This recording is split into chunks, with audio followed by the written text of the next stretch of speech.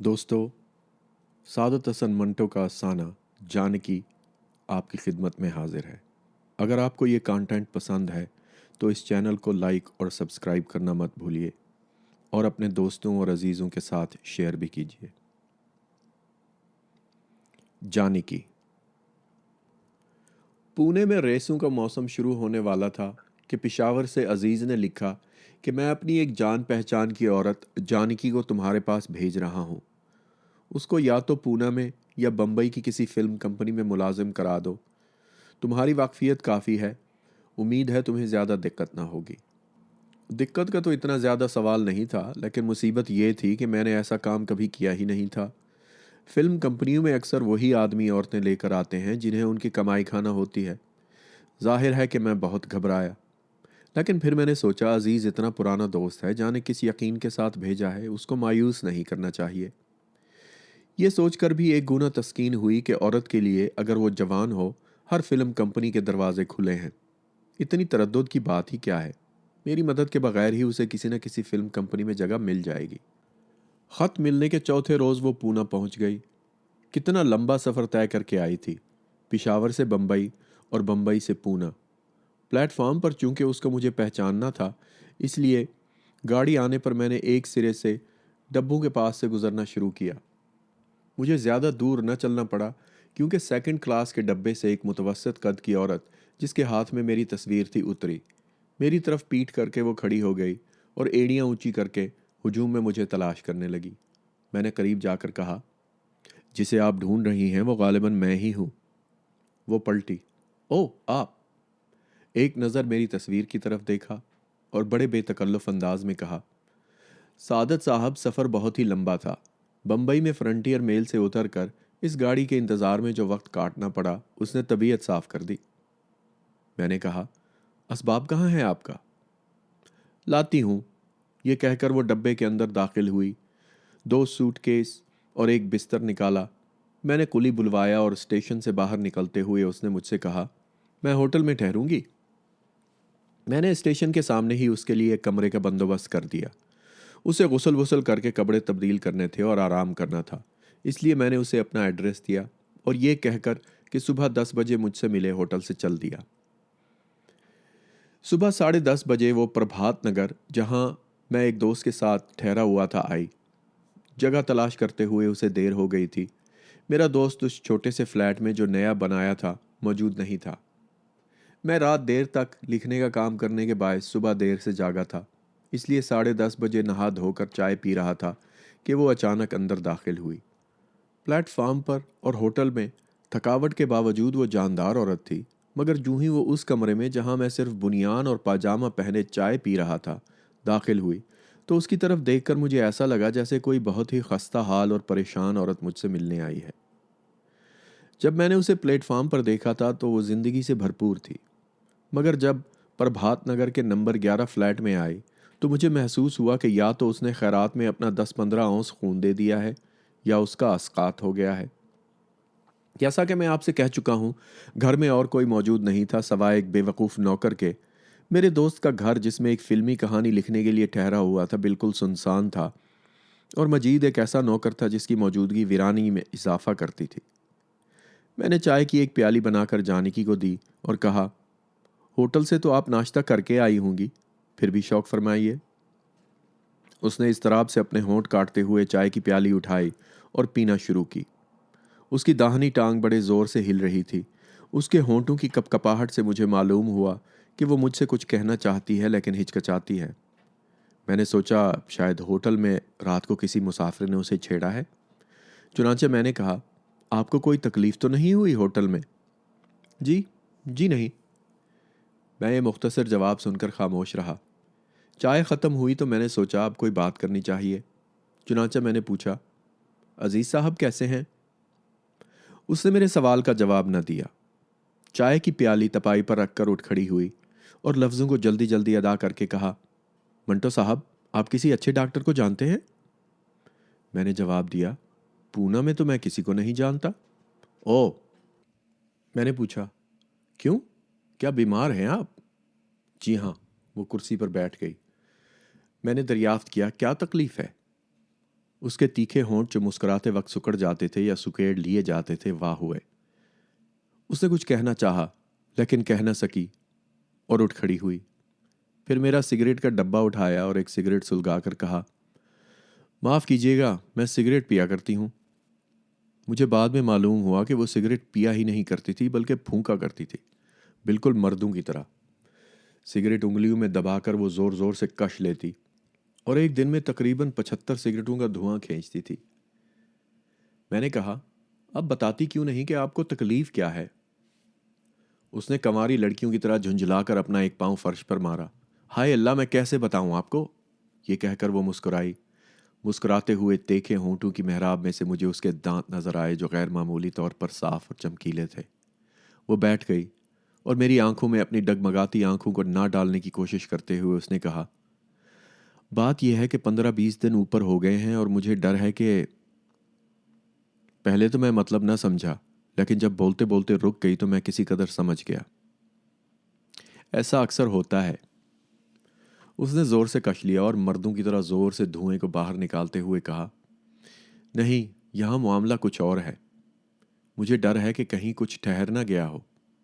میں نے کہا، اوہ۔ اس نے سگریٹ کا آخری کش لے کر اس کی گردن چائے کی تشتری میں دبائی۔ اگر ایسا ہو گیا ہے تو بڑی مصیبت ہوگی۔ ایک دفعہ پشاور میں ایسی ہی گڑبڑ ہو گئی تھی، لیکن عزیز صاحب اپنے حکیم دوست سے ایسی دوا لائے تھے جس سے چند ہی دنوں میں سب صاف ہو گیا تھا۔ میں نے پوچھا، آپ کو بچے پسند نہیں؟ وہ مسکرائی، پسند ہیں لیکن کون پالتا پھرے؟ میں نے کہا، آپ کو معلوم ہے اس طرح بچے ضائع کرنا جرم ہے؟ وہ ایک دم سنجیدہ ہو گئی۔ پھر اس نے حیرت بھرے لہجے میں کہا، مجھ سے عزیز صاحب نے یہی کہا تھا، لیکن سعادت صاحب، میں پوچھتی ہوں اس میں جرم کی کون سی بات ہے؟ اپنی ہی تو چیز ہے، اور ان قانون بنانے والوں کو یہ بھی معلوم ہے کہ بچہ ضائع کراتے ہوئے تکلیف کتنی ہوتی ہے۔ بڑا جرم ہے۔ میں بے اختیار ہنس پڑا۔ عجیب و غریب عورت ہو تم، جانکی۔ جانکی نے بھی ہنسنا شروع کیا۔ عزیز صاحب بھی یہی کہا کرتے ہیں۔ ہنستے ہوئے اس کی آنکھوں میں آنسو آ گئے۔ میرا مشاہدہ ہے کہ جو آدمی پرخلوص ہوں، ہنستے ہوئے ان کی آنکھوں میں آنسو ضرور آ جاتے ہیں۔ اس نے اپنا بیگ کھول کر رومال نکالا اور آنکھیں خشک کر کے بھولے بچوں کے انداز میں پوچھا، سعادت صاحب بتائیے، کیا میری باتیں دلچسپ ہوتی ہیں؟ میں نے کہا، بہت۔ جھوٹ۔ اس کا ثبوت؟ اس نے سگریٹ سلگانا شروع کر دیا۔ بھائی شاید ایسا ہو، میں تو اتنا ہی جانتی ہوں کہ کچھ بے وقوف ہوں، زیادہ بولتی ہوں، زیادہ ہنستی ہوں۔ اب آپ ہی دیکھیے نا، زیادہ کھانے سے میرا پیٹ کتنا بڑھ گیا ہے۔ عزیز صاحب ہمیشہ کہتے رہے جانے کی کم کھایا کرو، پر میں نے ان کی ایک نہ سنی۔ سعادت صاحب بات یہ ہے کہ میں کم کھاؤں تو ہر وقت ایسا لگتا ہے کہ میں کسی سے کوئی بات کہنا بھول گئی ہوں۔ اس کا پھر ہنسنا شروع ہو گیا۔ میں بھی اس کے ساتھ شریک ہو گیا۔ اس کی ہنسی بالکل الگ قسم کی تھی، بیچ بیچ میں گھنگرو سے بجتے تھے۔ پھر وہ اسقاط حمل کے متعلق باتیں شروع کرنے ہی والی تھی کہ میرا دوست جس کے ہاں میں ٹھہرا ہوا تھا آ گیا۔ میں نے جانکی سے اس کا تعارف کرایا اور بتایا کہ وہ فلم لائن میں آنے کا شوق رکھتی ہے۔ میرا دوست اسے اسٹوڈیو لے گیا کیونکہ اس کو یقین تھا کہ وہ ڈائریکٹر جس کے ساتھ وہ بحیثیت اسسٹنٹ کام کر رہا تھا اپنی نئی فلم میں جانکی کو ایک خاص رول کے لیے ضرور لے لے گا۔ پونے میں جتنے اسٹوڈیو تھے، میں نے مختلف ذرائع سے جانکی کے لیے کوشش کی۔ کسی نے اس کا ساؤنڈ ٹیسٹ لیا، کسی نے کیمرہ ٹیسٹ۔ ایک فلم کمپنی میں اس کو مختلف قسم کے لباس پہنا کر دیکھا گیا، مگر نتیجہ کچھ نہ نکلا۔ ایک تو جانکی ویسے ہی دن اوپر جانے کے باعث پریشان تھی۔ 4-5 روز متواتر جب اسے مختلف قسم کی فلم کمپنی کے اکتا دینے والے ماحول میں بے نتیجہ گزارنے پڑے تو وہ اور زیادہ پریشان ہو گئی۔ بچہ ضائع کرنے کے لیے وہ ہر روز 20 گرین کونین کھاتی تھی۔ اس سے بھی اس کی طبیعت پر گرانی رہتی تھی۔ عزیز صاحب کے دن پشاور میں اس کے بغیر کیسے گزرتے ہیں، اس کے متعلق بھی اس کو ہر وقت فکر رہتی تھی۔ پونا پہنچتے ہی اس نے ایک تار بھیجا تھا۔ اس کے بعد وہ بلا ناغہ ہر روز ایک خط لکھ رہی تھی۔ ہر خط میں یہ تاکید ہوتی تھی کہ وہ اپنی صحت کا خیال رکھیں اور دوا باقاعدگی کے ساتھ پیتے رہیں۔ عزیز صاحب کو کیا بیماری تھی اس کا مجھے علم نہیں، لیکن جانکی سے مجھے اتنا معلوم ہوا کہ عزیز صاحب کو چونکہ اس سے محبت ہے، اس لیے وہ فوراً اس کا کہا مان لیتے ہیں۔ گھر میں کئی بار بیوی سے ان کا جھگڑا ہوا کہ وہ دوا نہیں پیتے، لیکن جانکی سے اس معاملے میں انہوں نے کبھی چوں بھی نہ کی۔ شروع میں میرا خیال تھا کہ جانکی عزیز کے متعلق جو اتنی فکر مند رہتی ہے محض بکواس ہے، بناوٹ ہے، لیکن آہستہ آہستہ میں نے اس کی بے تکلف باتوں سے محسوس کیا کہ اسے حقیقتاً عزیز کا خیال ہے۔ اس کا جب بھی خط آیا، جانکی پڑھ کے ضرور روئی۔ فلم کمپنیوں کے طواف کا کوئی نتیجہ نہ نکلا، لیکن ایک روز جانکی کو یہ معلوم کر کے بہت خوشی ہوئی کہ اس کا اندیشہ غلط تھا۔ دن واقعی اوپر ہو گئے تھے، لیکن وہ بات جس کا اسے کھٹکا تھا نہیں تھی۔ جانکی کو پونا آئے 20 روز ہو چلے تھے۔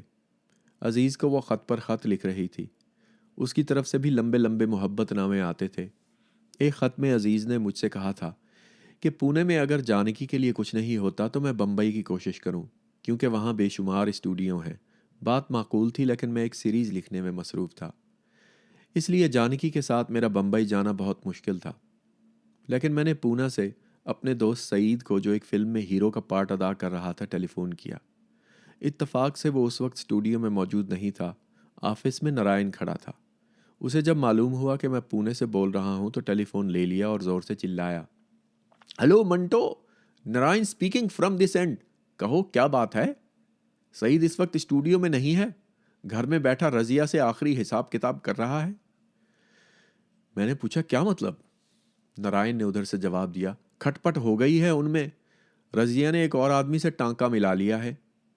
میں نے کہا لیکن یہ حساب کتاب کیسا ہو رہا ہے؟ نارائن بولا، بڑا کمینہ ہے یار سعید، اس سے کپڑے لے رہا ہے جو اس نے خرید کے دیے تھے۔ خیر چھوڑو اس بات کو، بتاؤ بات کیا ہے؟ میں نے اس سے کہا بات یہ ہے کہ پشاور سے میرے ایک دوست عزیز نے ایک عورت یہاں بھیجی ہے جسے فلموں میں کام کرنے کا شوق ہے۔ جانکی میرے پاس ہی کھڑی تھی۔ میں نے محسوس کیا کہ میں نے مناسب و موزوں لفظوں میں اپنا مدعا بیان نہیں کیا۔ میں تصحیح کرنے ہی والا تھا کہ نارائن کی بلند آواز کانوں کے اندر گھسی، عورت؟ پشاور کی؟ ہو بیجو اس کو جلدی، ہو ہم بھی قصور کا پٹھان ہے۔ میں نے کہا بکواس نہ کرو نارائن، سنو، کل دکن کوئین سے میں انہیں بمبئی بھیج رہا ہوں، سعید یا تم کوئی بھی اسے اسٹیشن پر لینے کے لیے آ جانا، کل دکن کوئین سے، یاد رہے۔ نارائن کی آواز آئی، پر ہم اسے پہچانیں گے کیسے؟ میں نے جواب دیا، وہ خود تمہیں پہچان لے گی، لیکن دیکھو کوشش کر کے اسے کسی نہ کسی جگہ ضرور رکھوا دینا۔ 3 منٹ گزر گئے۔ میں نے ٹیلی فون بند کیا اور جانکی سے کہا، کل دکن کوئین سے تم بمبئی چلی جانا، سعید اور نارائن دونوں کی تصویریں میں دکھاتا ہوں، لمبے تڑنگے خوبصورت جوان ہیں، تمہیں پہچاننے میں دقت نہیں ہوگی۔ میں نے البم میں جانکی کو سعید اور نارائن کے مختلف فوٹو دکھلائے، دیر تک وہ انہیں دیکھتی رہی۔ میں نے نوٹ کیا کہ سعید کا فوٹو اس نے زیادہ غور سے دیکھا۔ البم ایک طرف رکھ کر میری آنکھوں میں آنکھیں نہ ڈالنے کی ڈگمگاتی کوشش کرتے ہوئے اس نے مجھ سے پوچھا، دونوں کیسے آدمی ہیں؟ کیا مطلب؟ مطلب یہ کہ دونوں کیسے آدمی ہیں؟ میں نے سنا ہے کہ فلموں میں اکثر آدمی برے ہوتے ہیں۔ اس کے لہجے میں ایک ٹوہ لینے والی سنجیدگی تھی۔ میں نے کہا، یہ تو درست ہے، لیکن فلموں میں نیک آدمیوں کی ضرورت ہی کہاں ہوتی ہے؟ کیوں؟ دنیا میں 2 قسم کے انسان ہیں۔ ایک قسم ان انسانوں کی ہے جو اپنے زخموں سے درد کا اندازہ کرتے ہیں، دوسری قسم ان کی ہے جو دوسروں کے زخم دیکھ کر درد کا اندازہ کرتے ہیں۔ تمہارا کیا خیال ہے؟ کون سی قسم کے انسان زخم کے درد اور ان کی جلن کو صحیح طور پر محسوس کرتے ہیں؟ اس نے کچھ دیر سوچنے کے بعد جواب دیا، وہ جن کے زخم لگے ہوتے ہیں۔ میں نے کہا بالکل درست۔ فلموں میں اصل کی اچھی نقل وہی اتار سکتا ہے جسے اصل سے واقفیت ہو۔ ناکام محبت میں دل کیسے ٹوٹتا ہے، یا ناکام محبت ہی اچھی طرح بتا سکتا ہے۔ وہ عورت جو 5 وقت جانماز بچھا کر نماز پڑھتی ہے اور عشق و محبت کو سور کے برابر سمجھتی ہے، کیمرے کے سامنے کسی مرد کے ساتھ اظہار محبت کیا خاک کرے گی؟ اس نے پھر سوچا، اس کا مطلب یہ ہوا کہ فلم لائن میں داخل ہونے سے پہلے عورت کو سب چیزیں جاننی چاہیے؟ میں نے کہا یہ ضروری نہیں، فلم لائن میں آ کر بھی وہ یہ چیزیں جان سکتی ہے۔ اس نے میری بات پر غور نہ کیا اور جو پہلا سوال کیا تھا پھر اسے دہرایا، سعید صاحب اور نارائن صاحب کیسے آدمی ہیں؟ تم تفصیل سے پوچھنا چاہتی ہو؟ تفصیل سے آپ کا کیا مطلب؟ یہ کہ دونوں میں سے آپ کے لیے کون بہتر رہے گا؟ جانکی کو میری یہ بات ناگوار گزری۔ کیسی باتیں کرتے ہیں آپ؟ جیسی تم چاہتی ہو۔ ہٹا یہ بھی۔ یہ کہہ کر وہ مسکرائی۔ میں اب آپ سے کچھ نہیں پوچھوں گی، میں نے مسکراتے ہوئے کہا۔ جب پوچھو گی تو میں نارائن کی سفارش کروں گا۔ اس لیے کہ وہ سعید کے مقابلے میں بہتر انسان ہے؟ میرا اب بھی یہی خیال ہے۔ سعید شاعر ہے، ایک بے رحم قسم کا شاعر۔ مرغی پکڑے گا تو ذبح کرنے کے بجائے اس کی گردن مروڑے گا، گردن مروڑ کر اس کے پر نوچے گا، پر نوچنے کے بعد اس کی یخنی نکالے گا، یخنی پی کر اور ہڈیاں چبا کر وہ بڑے آرام اور سکون سے ایک کونے میں بیٹھ کر اسی مرغی کی موت پر ایک نظم لکھے گا جو اس کے آنسوؤں میں بھیگی ہوگی۔ شراب پیے گا تو کبھی بہکے گا نہیں۔ مجھے اس سے بہت تکلیف ہوتی ہے کیونکہ شراب کا مطلب ہی فوت ہو جاتا ہے۔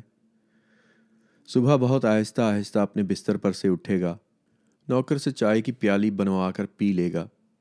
اگر رات کی بچی ہوئی رم سرہانے پڑی ہے تو اسے چائے میں انڈیل لے گا اور اس مکسچر کو ایک ایک گھونٹ کر کے ایسے پیے گا جیسے اس میں ذائقے کی کوئی حص ہی نہیں۔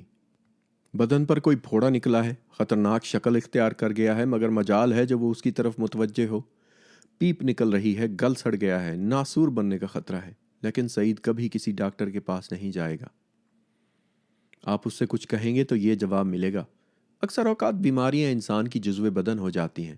جب مجھے یہ زخم تکلیف نہیں دیتا تو علاج کی کیا ضرورت ہے؟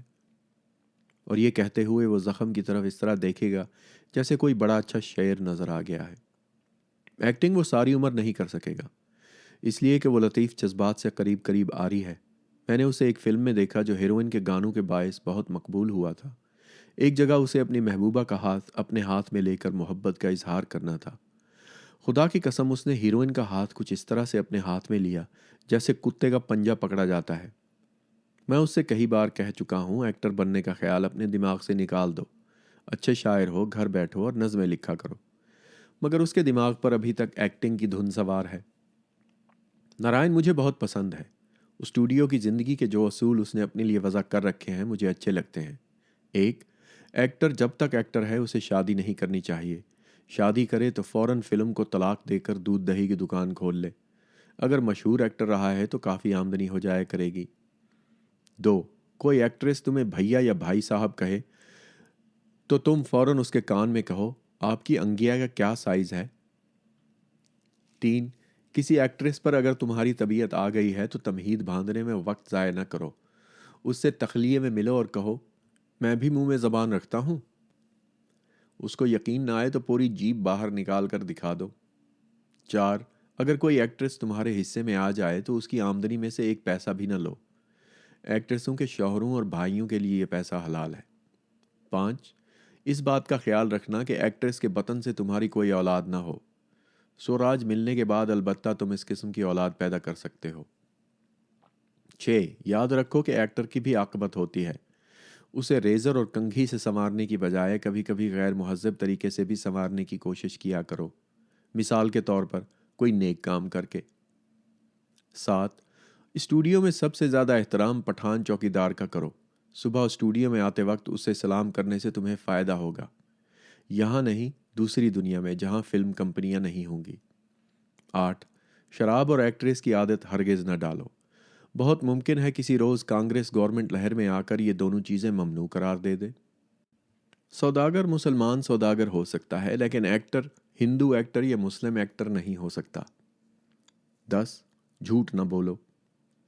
یہ سب باتیں نارائن کے 10 احکام کے عنوان تلے اس نے ایک نوٹ بک میں لکھ رکھی ہیں جن سے اس کے کریکٹر کا بخوبی اندازہ ہو سکتا ہے۔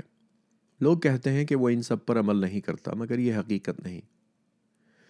سعید اور نارائن کے متعلق جو میرے خیالات تھے میں نے جانکی کے پوچھے بغیر اشارتاً بتا دیے، اور آخر میں اس سے صاف لفظوں میں کہہ دیا کہ اگر تم اس لائن میں آ گئیں تو کسی نہ کسی مرد کا سہارا تمہیں لینا ہی پڑے گا۔ نارائن کے متعلق میرا خیال ہے کہ اچھا دوست ثابت ہوگا۔ میرا مشورہ اس نے سن لیا اور بمبئی چلی گئی۔ دوسرے روز خوش خوش واپس آئی کیونکہ نارائن نے اپنے اسٹوڈیو میں 1 سال کے لیے 500 روپے ماہوار پر اسے ملازم کرا دیا تھا۔ یہ ملازمت اسے کیسے ملی؟ دیر تک اس کے بارے میں باتیں ہوئیں۔ جب اور کچھ سننے کو نہ رہا تو میں نے اس سے پوچھا، سعید اور نارائن دونوں سے تمہاری ملاقات ہوئی، ان میں سے کس کو تم نے زیادہ پسند کیا؟ جانکی کے ہونٹوں پر ہلکی سی مسکراہٹ پیدا ہوئی۔ لغزش بھری نگاہوں سے مجھے دیکھتے ہوئے اس نے کہا، سعید صاحب کو۔ یہ کہہ کر وہ ایک دم سنجیدہ ہو گئی۔ सआदत साहब, आपने क्यों इतने पुल बांधे थे नारायण की तारीफों के? बड़ा ही वाहियात आदमी है। शाम को बाहर कुर्सियां बिछाकर सईद साहब और वो शराब पीने के लिए बैठे तो बातों बातों में मैंने नारायण भैया कहा। अपना मुंह मेरे कान के पास लाकर उसने मुझसे पूछा, तुम्हारी अंगिया का क्या साइज है? भगवान जानता है मेरे तन बदन में आग ही तो लग गई। कैसा लुच्चर आदमी है। जानकी के माथे पर पसीना आ गया। मैं जोर जोर से हंसने लगा। उसने तेजी से कहा, आप हंस क्यों रहे हैं? उसकी बेवकूफ़ी पर, यह कहकर मैंने हंसना बंद कर दिया। थोड़ी देर नारायण को बुरा भला कहने के बाद जानकी ने अजीज़ के मुतालिक फ़िक्रमंद लहजे में बातें शुरू कर दी। कई दिनों से उसका ख़त नहीं आया था, इसलिए तरह तरह के ख्यालात उसे सता रहे थे। कहीं उन्हें फिर ज़ुकाम न हो गया हो, अंधाधुंध साइकिल चलाते हैं, कहीं हादसा ही न हो गया हो, पुणे ही ना आ रहे हों, क्योंकि जानकी को रुखसत करते वक्त उन्होंने कहा था, एक रोज़ मैं चुपचाप तुम्हारे पास चला आऊँगा। बातें करने के बाद जब उसका तरद्दुद कम हुआ तो उसने अजीज़ की तारीफ़ें शुरू कर दी। घर में बच्चों का बहुत ख्याल रखते हैं, हर सुबह उनकी वर्जिश कराते हैं और नहला धुला कर स्कूल छोड़ने जाते हैं। बीवी बिल्कुल फोड़ है, इसलिए रिश्तेदारों से सारा रख रखाव खुद ही उन्हें करना पड़ता है। एक दफ़ा जानकी को टाइफाइड हो गया था तो 20 दिन तक मुतवातिर नर्सों की तरह तीमारदारी करते रहे, वगैरह वगैरह। दूसरे रोज़ मुनासिब व मौजूद अल्फाज में मेरा शुक्रिया अदा करने के बाद वो बम्बई चली गई, जहाँ उसके लिए एक नई और चमकीली दुनिया के दरवाजे खुल गए थे। पूना में मुझे तकरीबन 2 महीने कहानी का मंजरनामा तैयार करने में लगे। हक़्क़ुल खिदमत वसूल करके मैंने बम्बई का रुख किया, जहाँ मुझे एक नया कॉन्ट्रैक्ट मिल रहा था। मैं सुबह 5 बजे के करीब अंधेरी पहुंचा, जहाँ एक मामूली बंगले में सईद और नारायण दोनों इकट्ठे रहते थे। बरामदे में दाखिल हुआ तो दरवाज़ा बंद पाया। मैंने सोचा सो रहे होंगे, तकलीफ़ नहीं देना चाहिए। पिछली तरफ एक दरवाज़ा है जो नौकरों के लिए अक्सर खुला रहता है। मैं उसमें से अंदर दाखिल हुआ। बावर्ची खाना और साथ वाला कमरा जिसमें खाना खाया जाता है, हस्बे मामूल बेहद गलीज़ था। सामने वाला कमरा मेहमानों के लिए मखसूस था। मैंने उसका दरवाज़ा खोला और अंदर दाखिल हुआ। कमरे में 2 पलंग थे, एक पर सईद और उसके साथ कोई और लिहाफ ओढ़े सो रहा था। मुझे सख्त नींद आ रही थी। दूसरे पलंग पर मैं कपड़े उतारे बगैर लेट गया। पाइंती पर कंबल पड़ा था, यह मैंने टांगों पर डाल लिया। सोने का इरादा ही कर रहा था कि सईद के पीछे से एक चूड़ियों वाला बाजू निकला और पलंग के पास रखी हुई कुर्सी की तरफ बढ़ने लगा। कुर्सी पर लट्ठे की सफ़ेद शलवार लटक रही थी। मैं उठकर बैठ गया। सईद के साथ जानकी लेटी थी। मैंने कुर्सी पर से शलवार उठाई और उसकी तरफ फेंक दी। नारायण के कमरे में जाकर मैंने उसे जगाया। रात के 2 बजे उसकी शूटिंग ख़त्म हुई थी। मुझे अफसोस हुआ कि खामखा इस गरीब को जगाया, लेकिन वो मुझसे बातें करना चाहता था। चुनांचे सुबह 9 बजे तक हम बेहुदा बकवास में मशगूल रहे, जिसमें बार बार जानकी का भी जिक्र आया। जब मैंने अंगिया वाली बात छेड़ी तो नारायण बहुत हंसा। हंसते हंसते उसने कहा, सबसे मज़ेदार बात तो ये है कि जब मैंने उसके कान के साथ मुंह लगाकर पूछा, तुम्हारी अंगिया का क्या साइज़ है, तो उसने बता दिया। कहा 24। उसके बाद अचानक उसे मेरे सवाल की बेहूदगी का एहसास हुआ और मुझे कोसना शुरू कर दिया। बिल्कुल बच्ची है। जब कभी मुझसे मुठभेड़ होती है तो सीने पर दुपट्टा खिसका लेती है, लेकिन मंटो बड़ी वफादार औरत है। मैंने पूछा, ये तुमने कैसे जाना? नारायण मुस्कुराया। औरत जो एक बिल्कुल अजनबी आदमी को अपनी अंगिया का सही साइज बता दे, धोखाबाज हरगिज नहीं हो सकती। अजीब व गरीब मंतक थी, लेकिन नारायण ने मुझे बड़ी संजीदगी से यकीन दिलाया कि जानकी बड़ी पुरखलूस औरत है। उसने कहा, मंटो, तुम्हें नहीं मालूम सईद की कितनी खिदमत कर रही है। ऐसे इंसान की खबरगिरी जो परले दर्जे का बेपरवाह हो, आसान काम नहीं। लेकिन ये मैं जानता हूँ कि जानकी उस मुश्किल को बड़ी आसानी से निभा रही है। औरत होने के साथ साथ वो एक पुरखलूस और ईमानदार आया भी है। सुबह उठकर उसको जगाने में आधा घंटा सर्फ करती है, उसके दांत साफ कराती है, कपड़े पहनाती है, नाश्ता कराती है, और रात को जब वो रम पीकर बिस्तर पर लेटता है तो सब दरवाजे बंद करके उसके साथ लेट जाती है। और जब स्टूडियो में किसी से मिलती है तो सिर्फ सईद की बातें करती है। सईद साहब बड़े अच्छे आदमी हैं। सईद साहब बहुत अच्छा गाते हैं। सईद साहब का वज़न बढ़ गया है। सईद साहब का पुल ओवर तैयार हो गया है। सईद साहब के लिए पेशावर से पोठोहारी सैंडल मंगवाई है। सईद साहब के सर में आज हल्का हल्का दर्द है, एस्प्रो लेने जा रही हूँ। सईद साहब ने आज मुझ पर एक शेर कहा। और जब मुझसे मुठभेड़ होती है तो अंगिया वाली बात याद करके तेवरी चढ़ा लेती है। میں تقریباً 10 دن سعید اور نارائن کا مہمان رہا۔ اس دوران میں سعید نے جانکی کے متعلق مجھ سے کوئی اور بات نہ کی، شاید اس لیے کہ ان کا معاملہ کافی پرانا ہو چکا تھا۔ جانکی سے البتہ کافی باتیں ہوئیں۔ وہ سعید سے بہت خوش تھی، لیکن اسے اس کی بے پرواہ طبیعت کا بہت گلہ تھا۔ سعادت صاحب، وہ اپنی صحت کا بالکل خیال نہیں رکھتے، بہت بے پرواہ ہیں۔ ہر وقت سوچنا جو ہوا، اس لیے کسی بات کا خیال ہی نہیں رہتا۔ آپ ہنسیں گے، لیکن مجھے ہر روز ان سے پوچھنا پڑتا ہے کہ آپ سنڈاس گئے تھے یا نہیں۔ نارائن نے مجھ سے جو کچھ کہا تھا ٹھیک نکلا۔ جانکی ہر وقت سعید کی خبر گیری میں منہمک رہتی تھی۔ میں 10 دن اندھیری کے بنگلے میں رہا۔ ان 10 دنوں میں جانکی کی بے لوث خدمت نے مجھے بہت متاثر کیا، لیکن یہ خیال بار بار آتا رہا کہ عزیز کا کیا ہوا۔ جانکی کو اس کا بھی تو بہت خیال رہتا تھا۔ کیا سعید کو پا کر وہ اس کو بالکل بھول چکی تھی؟ میں نے اس سوال کا جواب جانکی ہی سے پوچھ لیا ہوتا اگر میں کچھ دن اور وہاں ٹھہرتا۔ جس کمپنی سے میرا کانٹریکٹ ہونے والا تھا، اس کے مالک سے میری کسی بات پر چخ ہو گئی اور میں دماغی تقدر دور کرنے کے لیے پونا چلا گیا۔ 2 ہی دن گزرے ہوں گے کہ بمبئی سے عزیز کا تار آیا کہ میں آ رہا ہوں۔ 5-6 گھنٹے کے بعد وہ میرے پاس تھا اور دوسرے روز صبح سویرے جانکی میرے کمرے پر دستک دے رہی تھی۔ عزیز اور جانکی جب ایک دوسرے سے ملے تو انہوں نے دیر سے بچھڑے ہوئے عاشق و معشوق کی سرگرمی ظاہر نہ کی۔ میرے اور عزیز کے تعلقات شروع سے بہت سنجیدہ اور متین رہے ہیں۔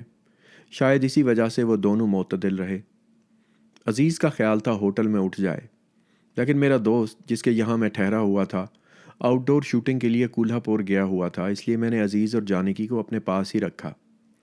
3 کمرے تھے، ایک میں جانکی سو سکتی تھی، دوسرے میں عزیز۔ یوں تو مجھے ان دونوں کو ایک ہی کمرہ دینا چاہیے تھا، لیکن عزیز سے میری اتنی بے تکلفی نہیں تھی۔ اس کے علاوہ اس نے جانکی سے اپنے تعلق کو مجھ پر ظاہر بھی نہیں کیا تھا۔ رات کو دونوں سینما دیکھنے چلے گئے۔ میں ساتھ نہ گیا، اس لیے کہ فلم کے لیے ایک نئی کہانی شروع کرنا چاہتا تھا۔ 2 بجے تک میں جاگتا رہا، اس کے بعد سو گیا۔ ایک چابی میں نے عزیز کو دے دی تھی، اس لیے مجھے ان کی طرف سے اطمینان تھا۔ رات کو چاہے میں بہت دیر تک کام کروں، 3:30 اور 4 بجے کے درمیان ایک دفعہ ضرور جاگتا ہوں اور اٹھ کر پانی پیتا ہوں۔ اتفاق سے جو کمرہ میرا تھا، یعنی جس میں نے اپنا بستر جمایا ہوا تھا، عزیز کے پاس تھا اور اس میں میری سراہی پڑی تھی۔ اگر مجھے شدت کی پیاس نہ لگی ہوتی تو عزیز کو تکلیف نہ دیتا، لیکن زیادہ وسکی پینے کے باعث میرا حلق بالکل خشک ہو رہا تھا، اس لیے مجھے دستک دینی ہی پڑی۔ تھوڑی دیر کے بعد دروازہ کھلا۔ جانکی نے آنکھیں ملتے ہوئے دروازہ کھولا اور کہا، سعید صاحب؟ اور جب مجھے دیکھا تو ایک ہلکی سی اوہ اس کے منہ سے نکل گئی۔ اندر پلنگ پر عزیز سو رہا تھا۔ میں بے اختیار مسکرا دیا۔ جانکی بھی مسکرائی اور اس کے تیکھے ہونٹ ایک کونے کی طرف سکڑ گئے۔ میں نے پانی کی سراہی لی اور چلا آیا۔ صبح اٹھا تو کمرے میں دھواں جمع تھا۔ باورچی خانے میں جا کر دیکھا تو جانکی کاغذ جلا جلا کر عزیز کے غسل کے لیے پانی گرم کر رہی تھی۔ آنکھوں سے پانی بہہ رہا تھا۔ مجھے دیکھ کر مسکرائی اور انگیٹھی میں پھونکے مارتی ہوئی کہنے لگی، عزیز صاحب ٹھنڈے پانی سے نہائیں تو انہیں زکام ہو جاتا ہے۔ میں نہیں تھی پشاور میں تو 1 مہینہ بیمار رہے، اور رہتے بھی کیوں نہیں جب دوا پینی ہی چھوڑ دی تھی۔ آپ نے دیکھا نہیں کتنے دبلے ہو گئے ہیں۔ اور عزیز نہا دھو کر جب کسی کام کی غرض سے باہر گیا تو جانکی نے مجھ سے سعید کے نام تار لکھنے کے لیے کہا۔ مجھے کل یہاں پہنچتے ہی تار بھیجنا چاہیے تھا۔ کتنی غلطی ہوئی مجھ سے، انہیں بہت تشویش ہو رہی ہوگی۔ اس نے مجھ سے تار کا مضمون بنوایا، جس میں اپنی بخیریت پہنچنے کی اطلاع تو تھی، لیکن سعید کی خیریت دریافت کرنے کا اضطراب زیادہ تھا۔ انجیکشن لگوانے کی بھی تاکید تھی۔ 4 روز گزر گئے۔ جانکی نے سعید کو 5 تار روانہ کیے، پر اس کی طرف سے کوئی جواب نہ آیا۔ بمبئی جانے کا ارادہ کر ہی رہی تھی کہ اچانک شام کو عزیز کی طبیعت خراب ہو گئی۔ مجھ سے سعید کے نام ایک اور تار لکھوا کر وہ ساری رات عزیز کی تیمارداری میں مصروف رہی۔ معمولی بخار تھا، لیکن جانکی کو بے حد تشویش تھی۔ میرا خیال ہے اس تشویش میں سعید کی خاموشی کا پیدا کردہ اضطراب بھی شامل تھا۔ وہ مجھ سے اس دوران میں کئی مرتبہ کہہ چکی تھی، سعادت صاحب، میرا خیال ہے کہ سعید صاحب ضرور بیمار ہیں، ورنہ وہ مجھے میرے تاروں اور خطوں کا جواب ضرور لکھتے۔ 5ویں روز شام کو عزیز کی موجودگی میں سعید کا تار آیا، جس میں لکھا تھا، میں بہت بیمار ہوں، فوراً چلی آؤ۔ تار آنے سے پہلے جانکی میری کسی بات پر بے تحاشا ہنس رہی تھی، لیکن جب اس نے سعید کی بیماری کی خبر سنی تو ایک دم خاموش ہو گئی۔ عزیز کو یہ خاموشی بہت ناگوار معلوم ہوئی، کیونکہ جب اس نے جانکی کو مخاطب کیا تو اس کے لہجے میں تیزی تھی۔ میں اٹھ کر چلا گیا۔ شام کو جب واپس آیا تو جانکی اور عزیز کچھ اس طرح علیحدہ علیحدہ بیٹھے تھے جیسے ان میں کافی جھگڑا ہو چکا ہے۔ جانکی کے گالوں پر آنسوؤں کا میل تھا۔ جب میں کمرے میں داخل ہوا تو ادھر ادھر کی باتوں کے بعد جانکی نے اپنا ہینڈ بیگ اٹھایا اور عزیز سے کہا، میں جاتی ہوں لیکن بہت جلد واپس آ جاؤں گی۔ پھر وہ مجھ سے مخاطب ہوئی، سعادت صاحب ان کا خیال رکھیے گا، ابھی تک بخار دور نہیں ہوا۔ میں اسٹیشن تک اس کے ساتھ گیا، بلیک مارکیٹ سے ٹکٹ خرید کر اسے گاڑی میں بٹھایا اور گھر چلا آیا۔ عزیز کو ہلکا ہلکا بخار تھا۔ ہم دونوں دیر تک باتیں کرتے رہے لیکن جانکی کا ذکر نہ آیا۔ تیسرے روز صبح 5:30 بجے کے قریب مجھے باہر کا دروازہ کھلنے کی آواز آئی۔ اس کے بعد جانکی کی جلدی جلدی لفظوں کو اوپر تلے کرتی ہوئی آواز۔ وہ عزیز سے پوچھ رہی تھی کہ اس کی طبیعت اب کیسی ہے اور کیا اس کی غیر موجودگی میں اس نے باقاعدہ دوا پی تھی یا نہیں۔ عزیز کی آواز میرے کانوں تک نہ پہنچی، لیکن آدھے گھنٹے کے بعد جب کہ نیند سے میری آنکھیں موند رہی تھیں، عزیز کی خفگی آمیز باتوں کا دبا دبا شور سنائی دیا۔ سمجھ میں تو کچھ نہ آیا، لیکن اتنا پتہ چل گیا کہ جانکی سے اپنی ناراضگی کا اظہار کر رہا تھا۔ صبح 10 بجے عزیز نے ٹھنڈے پانی سے غسل کیا اور جانکی کا گرم کیا ہوا پانی ویسے ہی غسل خانے میں پڑا رہا۔ جب میں نے جانکی سے اس بات کا ذکر کیا تو اس کی آنکھوں میں آنسو آ گئے۔ نہا دھو کر عزیز باہر چلا گیا۔ جانکی کمرے میں پلنگ پر لیٹی رہی۔ دوپہر کو 3 بجے کے قریب جب میں اس کے قریب گیا تو معلوم ہوا کہ اسے بہت تیز بخار ہے۔ ڈاکٹر کو بلانے کے لیے باہر نکلا تو عزیز یکے میں اسباب رکھوا رہا تھا۔ میں نے پوچھا کہاں جا رہے ہو؟ تو اس نے میرے ساتھ ہاتھ ملایا اور کہا بمبئی، انشاءاللہ پھر ملاقات ہوگی۔ یہ کہہ کر وہ یکے میں بیٹھا اور چلا گیا۔ مجھے یہ بتانے کا موقع ہی نہیں ملا کہ جانکی کو بہت تیز بخار ہے۔ ڈاکٹر نے جانکی کو اچھی طرح دیکھا اور مجھے بتایا کہ اسے برونکائٹس ہے، اگر احتیاط نہ برتی تو نمونیا ہونے کا خطرہ ہے۔ ڈاکٹر نسخہ دے کر چلا گیا تو جانکی نے عزیز کے بارے میں پوچھا۔ پہلے تو میں نے سوچا کہ اسے نہ بتاؤں، لیکن چھپانے سے کچھ فائدہ نہیں تھا، اس لیے میں نے کہہ دیا کہ چلا گیا ہے۔ یہ سن کر اسے بہت صدمہ ہوا۔ وہ دیر تک تکیے میں سر دے کر روتی رہی۔ دوسرے روز صبح 11 بجے کے قریب جبکہ جانکی کا بخار 1 ڈگری ہلکا تھا اور طبیعت بھی کسی قدر درست تھی، بمبئی سے سعید کا تار آیا جس میں بڑے درست لہجے میں یہ لکھا تھا، یاد رہے تم نے اپنا وعدہ پورا نہیں کیا۔ میں بہت منع کرتا رہا، لیکن وہ تیز بخار میں ہی پونا ایکسپریس سے بمبئی روانہ ہو گئی۔ 5-6 دنوں کے بعد نارائن کا تار آیا، ایک ضروری کام ہے، فوراً بمبئی چلے آؤ۔ میرا خیال تھا کسی پروڈیوسر سے اس نے میرے کانٹریکٹ کی بات کی ہوگی، لیکن بمبئی پہنچ کر معلوم ہوا کہ جانکی کی حالت بہت نازک ہے، برونکائٹس بگڑ کر نمونیا میں تبدیل ہو گیا تھا۔ اس کے علاوہ جب وہ پونے سے بمبئی پہنچی تھی تو اندھیری جانے کے لیے چلتی ٹرین میں چڑھنے کی کوشش کرتے ہوئے گر پڑی تھی، جس کے باعث اس کی دونوں رانیں بہت بری طرح چھل گئی تھی۔ جانکی نے اس جسمانی تکلیف کو بڑی بہادری سے برداشت کیا، لیکن جب وہ اندھیری پہنچی اور سعید نے اس کے بندھے ہوئے اسباب کی طرف اشارہ کر کے کہا مہربانی کر کے یہاں سے چلی جاؤ، تو اسے بہت ہی روحانی تکلیف ہوئی۔ نارائن نے مجھے بتایا سعید کے منہ سے یہ برف جیسے ٹھنڈے الفاظ سن کر وہ ایک لحظے کے لیے بالکل سن ہو گئی۔ میرا خیال ہے اس نے تھوڑی دیر کے لیے سوچا ہوگا کہ میں گاڑی کے نیچے آ کر مر ہی کیوں نہ گئی۔ سعادت تم کچھ بھی کہو، مگر سعید عورتوں سے جیسا سلوک کرتا ہے بہت ہی نامردانہ ہے۔ بیچاری کو بخار تھا، چلتی ٹرین سے گر پڑی تھی، اور وہ بھی اس خروات کے پاس جلدی پہنچنے کے باعث، لیکن اس نے ان باتوں کا خیال ہی نہ کیا اور ایک بار پھر اس سے کہا مہربانی کر کے یہاں سے چلی جاؤ۔ اس کے لہجے میں منٹو کسی جذبے کا اثر نہیں تھا، بس ایسا تھا جیسے لینوٹائپ مشین سے اخبار کی ایک سطر ڈھل کر باہر نکل آئے۔ مجھے بہت دکھ ہوا، چنانچہ میں وہاں سے اٹھ کر چلا گیا۔ شام کو جب واپس آیا تو جانکی موجود نہیں تھی، لیکن سعید پلنگ پر بیٹھا رم کا گلاس سامنے رکھے ایک نظم لکھنے میں مصروف تھا۔ میں نے اس سے کوئی بات نہ کی اور اپنے کمرے میں چلا گیا۔ دوسرے روز اسٹوڈیو سے معلوم ہوا کہ جانکی ایک ایکسٹرا لڑکی کے گھر خطرناک حالت میں پڑی ہے۔ میں نے اسٹوڈیو کے مالک سے بات کی اور اسے ہسپتال بھجوا دیا، کل سے وہیں ہے، بتاؤ اب کیا کیا جائے۔ میں تو اسے دیکھنے جا نہیں سکتا، اس لیے کہ وہ مجھ سے نفرت کرتی ہے۔ تم جاؤ اور دیکھ کر آؤ کہ کس حالت میں ہے۔ میں ہسپتال گیا تو اس نے سب سے پہلے عزیز اور سعید کے متعلق پوچھا۔ جو سلوک ان دونوں نے اس کے ساتھ کیا تھا، اس کے بعد اس کے پرخلوص استفسار نے مجھے بہت متاثر کیا۔ اس کی حالت نازک تھی۔ ڈاکٹر نے مجھے بتایا کہ دونوں پھیپھڑوں پر ورم ہے اور جان کا خطرہ ہے، لیکن مجھے حیرت ہے کہ جانکی اتنی بڑی تکلیف مردانہ وار برداشت کر رہی تھی۔ ہسپتال سے لوٹا اور اسٹوڈیو میں نارائن کو تلاش کیا تو معلوم ہوا وہ صبح ہی سے کہیں غائب ہے۔ شام کو جب وہ گھر واپس آیا تو اس نے مجھے 3 چھوٹی چھوٹی شیشیاں دکھائیں جن کا منہ ربڑ سے بند تھا۔ جانتے ہو یہ کیا ہے؟ میں نے کہا، معلوم نہیں، انجیکشن سا لگتا ہے۔ نارائن مسکرایا، انجیکشن ہی ہیں لیکن پینسلین کے۔ مجھے سخت حیرت ہوئی کیونکہ پینسلین اس وقت بہت ہی قلیل مقدار میں تیار ہوتی تھی۔ امریکہ اور انگلستان میں جتنی بنتی تھی تھوڑی تھوڑی ملٹری ہسپتالوں میں تقسیم کر دی جاتی تھی۔ چنانچہ میں نے نارائن سے پوچھا، یہ تو بالکل نایاب چیز ہے، تمہیں کیسے مل گئی؟ اس نے مسکرا کر جواب دیا، بچپن میں گھر کی تجوری کھول کر روپے چرانا میرا بائیں ہاتھ کا کام تھا۔ آج دائیں ہاتھ سے ملٹری ہاسپٹل کا ریفریجریٹر کھول کر میں نے یہ 3 بلب چرائے ہیں۔ چلو جلدی کرو، جانکی کو ہسپتال سے ہوٹل میں لے چلیں۔ ٹیکسی لے کر میں ہسپتال گیا اور جانکی کو اس ہوٹل میں لے گیا جہاں نارائن 2 کمروں کا پہلے ہی بندوبست کر چکا تھا۔ جانکی نے کئی بار مجھ سے نحیف آواز میں پوچھا کہ میں اسے ہوٹل میں کیوں لایا ہوں۔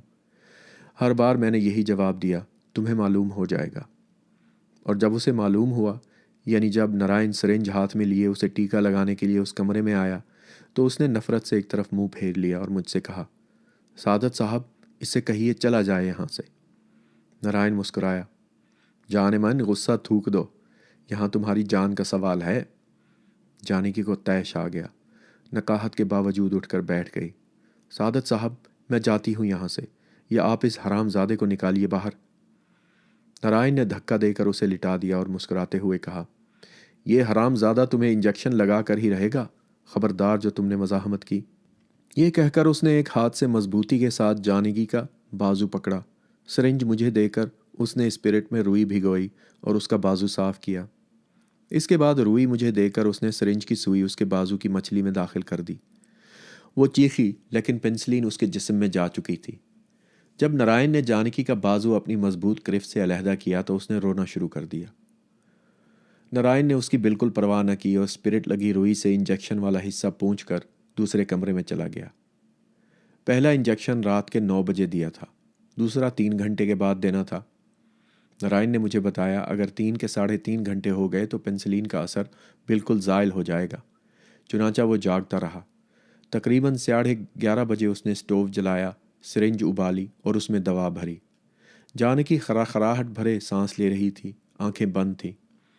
نارائن نے دوسرے بازو کو اسپرٹ سے صاف کیا اور سرنج کی سوئی اندر کھبو دی۔ جانکی کے ہونٹوں سے پتلی سی چیخ نکلی۔ نارائن نے دوا جسم کے اندر بھیج کر سوئی باہر نکال لی اور اسپرٹ سے انجیکشن والی جگہ صاف کرتے ہوئے مجھ سے کہا، اب تیسرا 3 بجے۔ مجھے معلوم نہیں اس نے تیسرا اور چوتھا انجیکشن کب دیا، لیکن بیدار ہوا تو اسٹوو جلنے کی آواز آ رہی تھی اور نارائن ہوٹل کے بیرے سے برف کے لیے کہہ رہا تھا کیونکہ اسے پینسلین کو ٹھنڈا رکھنا تھا۔ 9 بجے 5واں انجیکشن دینے کے لیے جب ہم دونوں جانکی کے کمرے میں گئے تو وہ آنکھیں کھولے لیٹی تھی۔ اس نے نفرت بھری نگاہوں سے نارائن کی طرف دیکھا لیکن منہ سے کچھ نہ کہا۔ نارائن مسکرایا، کیوں جانے من، کیا حال ہے؟ جانکی خاموش رہی۔ نارائن اس کے پاس کھڑا ہو گیا۔ یہ انجیکشن جو میں تمہیں دے رہا ہوں عشق کے انجیکشن نہیں، تمہارا نمونیا دور کرنے کے انجیکشن ہیں جو میں نے ملٹری ہاسپٹل سے بڑی صفائی کے ساتھ چرائے ہیں۔ لو، اب ذرا الٹی لیٹ جاؤ اور کولہے پر سے شلوار کو ذرا نیچے کھسکا دو۔ کبھی لیا ہے یہاں انجیکشن؟ یہ کہہ کر جانکی کے کولہے پر ایک جگہ گوشت کے اندر انگلی کھبوئی۔ اس کی آنکھوں میں مروب سی نفرت پیدا ہوئی۔ جب اس نے کروٹ بدلی تو نارائن نے کہا، شاباش۔